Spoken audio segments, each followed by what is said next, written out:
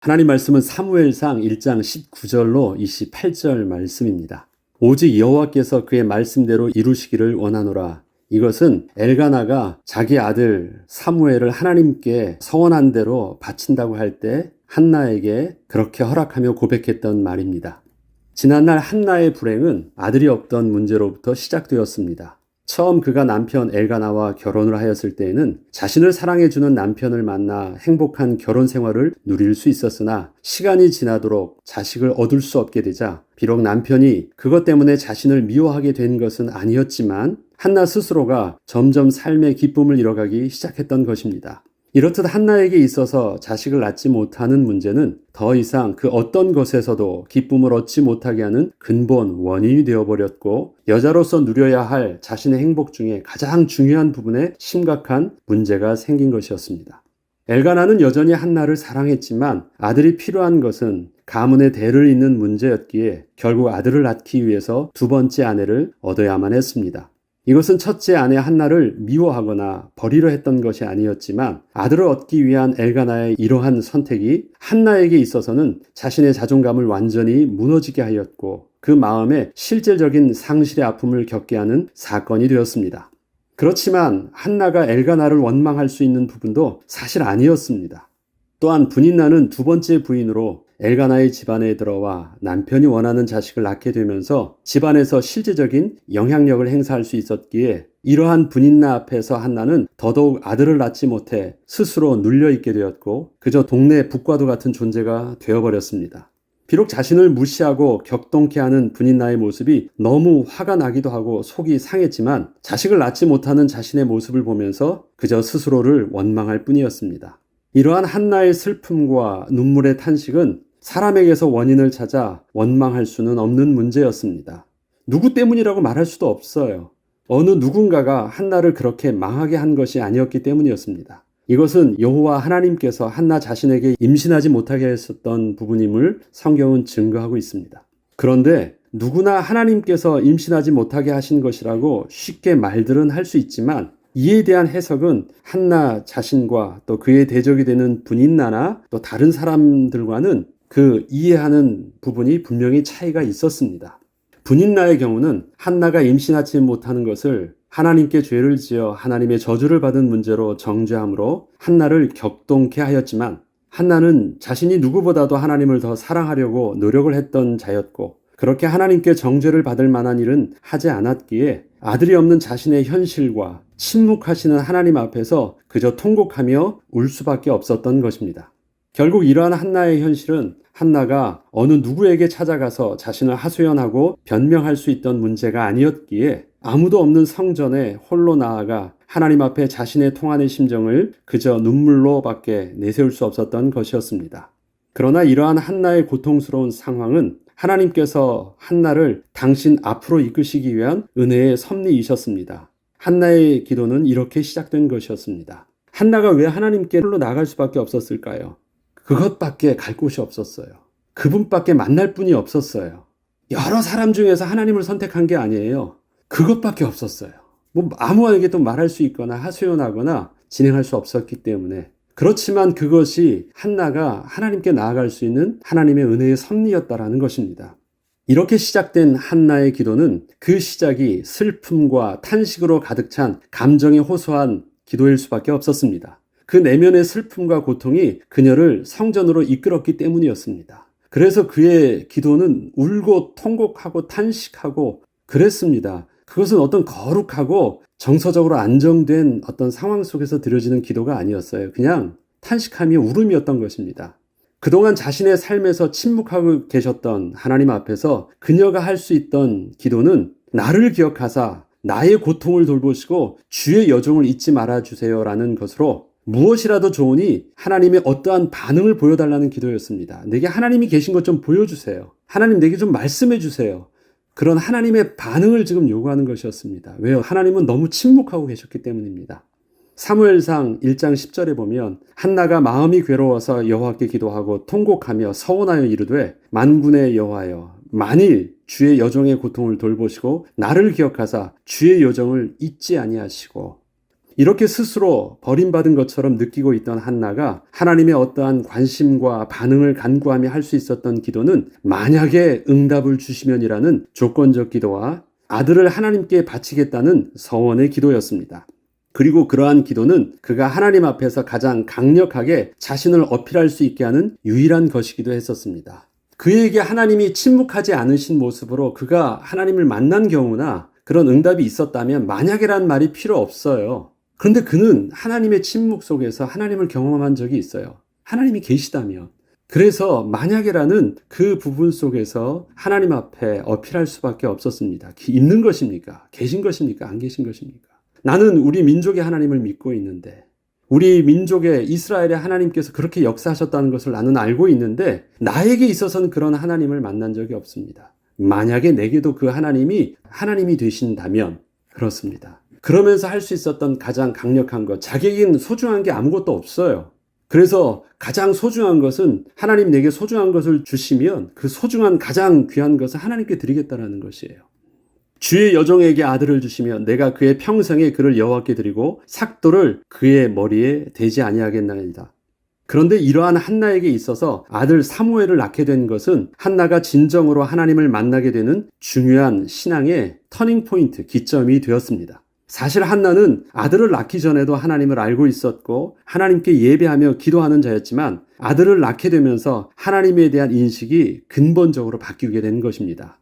아들을 낳게 되면서 아들을 얻게 된 것보다 그동안 자신의 인생 속에서는 침묵하고 계셨던 하나님을 더 이상 오해하지 않고 사실적으로 만나게 되었기 때문이었습니다. 사무엘상 1장 19절로 20절을 보면 그들이 아침에 일찍이 일어나 여호와 앞에 경배하고 돌아가 라마의 자기 집에 이르니라. 엘가나가 그의 아내 한나와 동침하매 여호와께서 그를 생각하신지라. 자, 그를 생각하신지라는 것은 무엇을 기도하게 됩니까? 한나가 하나님 앞에 눈물로 호소했던 것 있죠. 나를 기억하신다면, 나를 잊지 않으셨다면, 내게 좀 관심이 있으셨다라면 그건데요. 그것에 대해서 이렇게 표현하고 있는 것입니다. 여호와 하나님께서 한나를 잊지 않고 계셨다라는 것입니다.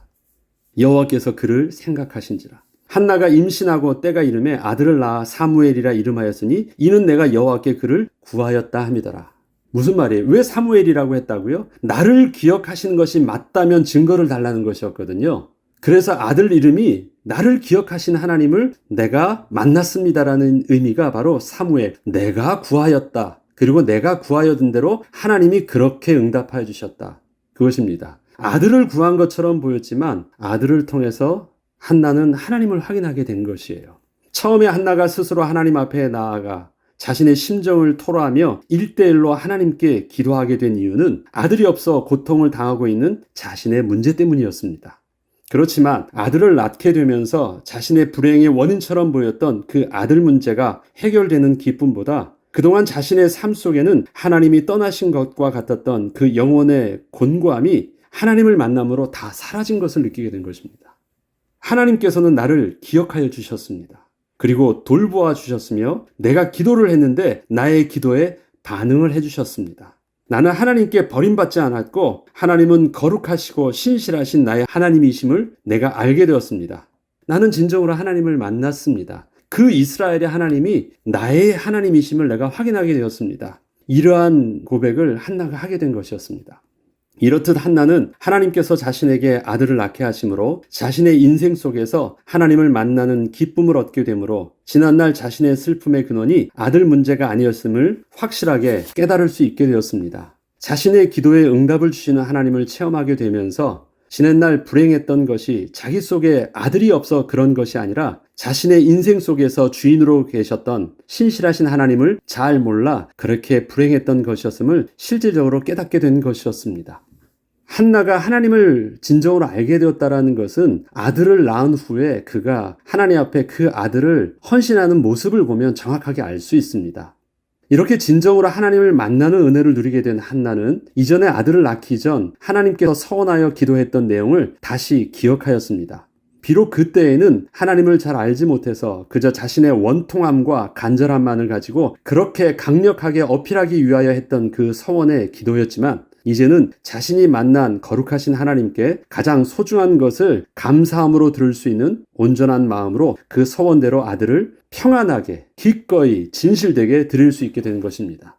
사무엘상 1장 21절부터 24절을 보면 그 사람 엘가나와 그의 온 집이 여호와께 매년제와 서원제를 드리러 올라갈 때 그 다음 해를 말하는 것이죠. 오직 한나는 올라가지 아니하고 그의 남편에게 이르되 아이를 젖대거든 내가 그를 데리고 가서 여호와 앞에 뵙게 하고 거기에 영원히 있게 하리이다 하니 그의 남편 엘가나가 그에게 이르되 그대의 소견대로 좋은 대로 하여 그를 젖대기까지 기다리라. 오직 여호와께서 그의 말씀대로 이루시기를 원하노라 하니라. 이에 그 여자가 그의 아들을 양육하며 그가 젖대기까지 기다리다가 젖을 뗀 후에 그를 데리고 올라갈새 수소 3마리와 밀가루 1에바와 포도주 1가죽부대를 가지고 실로 여호와의 집에 나아갔는데 아이가 어리더라. 현재 갓난 아이를 품고 있는 한나는 해마다 절기가 되면 남편과 함께 제사를 드리러 올라가던 그 발걸음을 멈추고 아이 사무엘이 젖을 떼기까지 기다리고 있다가 아이가 젖을 떼면 아이를 영원히 하나님께 나실인으로 바치겠다고 남편에게 말을 하고 있습니다.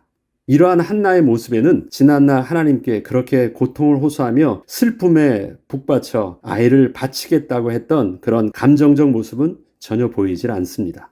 아주 차분하고 진실되며 분명한 의지를 가지고 계획한 대로 그렇게 진행을 하겠다고 겸손히 말하고 있는 아주 영적으로 안정된 한나의 모습이 보이고 있는 것입니다. 이러한 한나의 말을 들은 남편 엘가나는 이렇게 답변을 해줍니다. 이르되 그대의 소견에 좋은 대로 하여 그를 젖대기까지 기다리라. 그런데 이러한 엘가나의 답변은 조금 특이합니다. 분명히 엘가나는 사무엘의 아버지였고 사무엘은 가문의 대를 이을 집안의 장남이 되는데 그렇게 어렵게 낳게 된 그 아들을 남편인 자신과 아무런 상의도 없이 한나의 자신의 일방적인 서원 기도 때문에 그렇게 하나님께 바친다고 하는 그 말을 엘가나는 그렇게 하라고 허락해 주고 있는 것입니다. 이것은 엘가나가 한나의 서원의 기도를 오직 한나의 뜻으로만 받아들이지 않았기 때문이었습니다. 그래서 엘가나는 이런 식으로 표현을 합니다. 오직 여호와께서 그의 말씀대로 이루시기를 원하노라. 아니 언제 여호와 하나님께서 엘가나와 또 한나에게 말씀을 하셨어요? 그런 적이 없어요. 그런데 하나님의 음성으로 인정한 것은 한나가 하나님께 서원의 기도를 하게 된 것을 한나의 말이 아니라 한나의 입술을 통해서 하나님께서 그렇게 말씀하게 하셨던 하나님의 음성으로 들은 것입니다. 그래서 여호와께서 그의 말씀대로 이루시기를 원하노라라고 고백을 한 것입니다. 한나의 서원의 기도를 하나님의 뜻으로 겸손하게 받아들였다라는 것입니다. 이처럼 엘가나는 한나의 서원 기도 속에서 하나님의 뜻을 보았고 그대로 하나님의 뜻에 순종한 것이었습니다. 마침내 때가 되어 사무엘이 아직 많이 어렸지만 젖을 떼자마자 하나님께 서원했던 대로 엘가나와 한나는 부부가 함께 서원의 예물을 가지고 여호와의 집으로 올라가게 되었습니다. 수소 3마리와 밀가루 1에바와 포도주 1가죽부대를 가지고 실로 여호와의 집에 나아갔는데 아직 아이가 어리더라. 아이를 하나님께 드릴 만한 나이는 아직 안 된 것이었습니다. 그럼에도 불구하고 그렇게 하였다라는 것이고 아이는 이게 자기 입장에선 뭐가 어떻게 돌아갔는지 제대로 분위기 파악도 못하는 상황 속에서 그렇게 한 것입니다. 아들 사무엘을 하나님께 바치는 부부의 헌신을 좀 더 살펴보면 예물로 드리는 가축이 수소 3마리나 됨을 알 수 있습니다. 이것은 대제사장이 하나님께 드리는 예물보다도 더 많은 것입니다. 풍족하지 않은 레위인 가정에서 양이나 염소도 아니고 수소가 3마리라는 것은 거의 전 재산에 가까운 것을 그렇게 드리고 있는 것입니다. 이것은 일방적이거나 상식적이지도 않은 예물입니다. 수소 1마리도 어마어마한 것입니다. 어느 누구도 수소를 하나님께 제물로 드리지 않거든요. 껏해야 양 정도만 해도 큰 것입니다. 그런데 수소인데 수소를 3마리나 이끌고 가는 것입니다. 거기에 밀가루, 포도주, 가죽부대에다 잔뜩 들고 그렇게 가는 것입니다.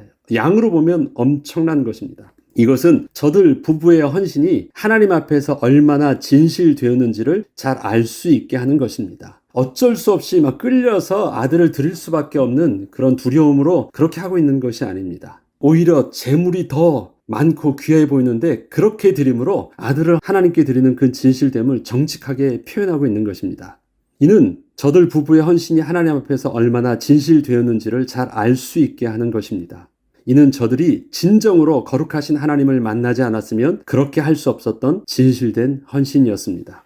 사무엘상 1장 25절로 28절을 좀 더 읽어보면 그들이 수소를 잡고 아이를 데리고 엘리에게 가서 한나가 이르되 내 주여 당신의 사심으로 맹세하나이다. 나는 여기서 내 주 당신 곁에 서서 여호와께 기도하던 여자라. 이 아이를 위하여 내가 기도하였더니 내가 구하여 기도한 바를 여호와께서 내게 허락하신지라. 그러므로 나도 그를 여호와께 드리되 그의 평생을 여호와께 드리나이다 하고 그가 거기서 여호와께 경배하니라. 한나가 엘리 제사장에게 가서 수소를 잡고 아이를 하나님께 드릴 때 그녀가 엘리 제사장에게 하는 고백을 보면 지난날 자신이 그렇게 비참하게 기도하였던 슬픈 여자였음을 먼저 말하고 있습니다. 그때는 엘리 제사장에게 비쳤던 그 여자의 모습은 어떤 것이었습니까? 술 취한 여자의 모습이었어요. 정신이 좀 나간 모습이었어요. 불쌍해 보이는 여인의 모습이었습니다. 얼마나 통곡하며 정신없이 울었는지 여인의 그 고상하고 있는 모습은 전혀 없는 술 취한 정신이 반쯤 나가 보이는 여인의 모습이었어요. 그런데 그 한나가 다시 엘리 제사장을 만났을 때 모습은 어떻습니까? 아주 정갈한 모습으로 귀한 예물들을 그렇게 소중하게 가져와서 하나님께 온전히 제사를 드리는 모습으로 그 다음에 술 취한 모습도 아니고 차분하게 그 제사장에게 고백하는 모습입니다. 저를 알아보시겠습니까? 어쩌면 잘 알아보지도 못했을 거예요. 그때 모습하고는 워낙 다른 외형과 다른 모습으로 지금 이게 몇 년 만에 가는 거예요. 젖을 뗀 후라면 한 7, 8년이 지난 후겠죠. 몇 년 만에 갔을 때 비포와 애프터를 보면 완전히 달라진 모습입니다. 저 그때 그런 정신 나갔던 그 여인이었어요. 기억하시겠어요? 그런데 그때 제 속의 마음에 제 무슨 아픔과 무슨 내용인지 잘 모르셨죠. 그런데 그때 제가 하나님께 이런 기도를 했었어요. 그런데 하나님께서 나의 기도를 들어주셨어요. 그래서 하나님께서 내게 다가오셔서 나의 하나님이 되셨어요. 저는 그때 하나님의 은혜를 맛보았고 그 은혜 가운데 하나님이 주신 응답, 가장 소중한 것을 이렇게 하나님께 드릴 수 있게 되었어요. 그리고 드린 것이 수소 3마리예요. 그렇게 드린 것이 밀가루 한 해와 포도주 한 가죽 부대예요. 그러면서 자녀를 맡겼습니다. 자녀를 떠맡긴 것이 아니라 부담 갖지 않도록 그렇게 수소를 3마리나 드리면서 헌신하고 있는 것이에요. 그렇게 자기의 변화된 모습을 고백하면서 간증하였던 것입니다. 사실 엘리 제사장이 그녀의 기도하는 모습을 보았을 때 그것이 포도주에 취한 모습처럼 보여서 제대로 그녀가 무슨 기도를 드리고 있었는지를 잘 알지도 못했지만 하나님 앞에서 마음을 다해 진심으로 기도하고 있다고 고백하는 그녀를 향하여 하나님의 복을 빌어주었을 뿐이었는데 바로 그녀가 자신이 하나님께 그렇게 서원하여 기도하였던 대로 그렇게 응답을 받고 이렇게 서원을 이행하기 위해서 왔다는 것을 이렇게 듣게 된 것이었습니다. 이처럼 한나의 서원 기도의 시작은 정말 대책이 없던 슬픔이었었습니다. 그리고 그 슬픔과 절박함 때문에 그렇게 하나님 앞에 나아갈 수밖에 없게 하였던 하나님의 강권적인 인도하심이었습니다. 그러나 한나가 거룩하신 하나님을 실제적으로 만나게 되었을 때에는 이전에 자신이 무엇인지도 잘 모르고 고백을 했었던 그 서원 기도 속에서도 하나님의 주권적인 은혜가 있었음을 깨닫게 되므로 이렇게 전심을 다하여 순종을 하게 된 것이었습니다. 우리의 인생의 어느 순간에도 잘못된 것은 없습니다. 하나님이 그때도 우리와 함께 계셨기 때문입니다. 비록 하나님이 안 계신 것과 같은 하나님의 침묵을 경험하고 있던 그 순간에도 거룩하신 하나님의 섭리와 신실하심은 여전히 우리와 함께 하시며 선하신 길로 우리를 인도하고 계셨고 지금도 그렇게 인도하고 계시고 있습니다. 혹시 그때 우리의 슬픔 때문에 무슨 말을 하는지도 잘 모르고 그렇게 고백을 했었던 그 기도 속에서도 성령의 탄식함 속에서 우리보다 더 잘 알고 계신 하나님께서 우리를 그렇게 인도하고 계심으로 그렇게 고백을 한 것입니다. 한나의 서원의 기도는 분명히 감정적인 탄식이었고 자신도 잘 알지 못하는 가운데 이루어졌던 기도였습니다. 그러나 그가 진심으로 하나님이 그때도 함께 하셨던 하나님을 만났을 때는 그러한 고통 속에서도 하나님은 그렇게 고백하셨던 것이었구나라고 그것을 시인하고 인정함으로 한나 자신도 정직하게 서원에 순종을 할 수 있었고 남편도 그것을 하나님의 음성으로 인정할 수밖에 없었던 것입니다. 우리가 하나님을 만나면 하나님의 은혜 가운데 우리 되돌아보면 그 인생 속에서 하나님이 우리 인생 속에서도 그렇게 이끄셨던 하나님을 만나게 될 것입니다. 실수의 아픔이 아니라 그 실수와 아픔 속에서도 하나님이 우리에게 참다운 하나님의 생명을 주시려고 이끄셨던 하나님의 은혜를 우리는 고백하게 될 것이고 선하신 하나님을 만나게 될 것입니다. 하나님께서는 현재의 우리의 아픔과 고통 속에서 우리를 복의 근원으로 이끄시는 하나님의 섭리를 여전히 오늘도 이루어 가실 것입니다.